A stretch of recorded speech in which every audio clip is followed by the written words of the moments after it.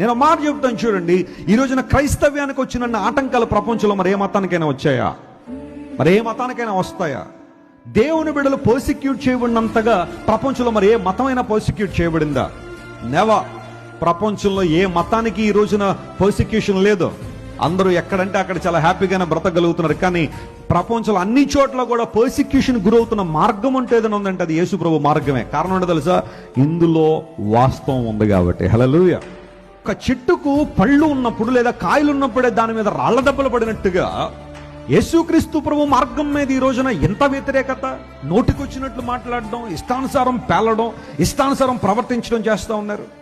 ఎవరైనా ఏదైనా ఒక మాట అనగానే వాటిని తీసుకెళ్లి ఇబ్బందులు పెట్టే కార్యక్రమాలు చూస్తున్నాం. కానీ క్రైస్తవ్యాన్ని అంత దారుణంగా విమర్శించేవాళ్ళు, బూతులు మాట్లాడేవాళ్ళు రోడ్ల మీద చాలా చక్కగానే తిరుగుతున్నారు. వాళ్ళకి నోటీసులు ఇచ్చిన పరిస్థితి లేదు, వారిని మందలించిన పరిస్థితి కూడా లేదు. ఇష్టానుసారంగా మాట్లాడే వాళ్ళు చాలా మంది ఉన్నారు.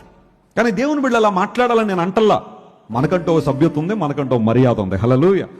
ఎవరో నోరేసు పడిపోయారని చెప్పి దేవుని బిడ్డలు కూడా అలా పడాలని నేను చెప్పట్లేదు. కాకపోతే ఎందుకు ఈ రోజున వ్యతిరేకత ఉంది క్రైస్తవానికి అంటే ఇక్కడ వాస్తవం ఉంది కాబట్టి, ఇక్కడ నిజం ఉంది కాబట్టి.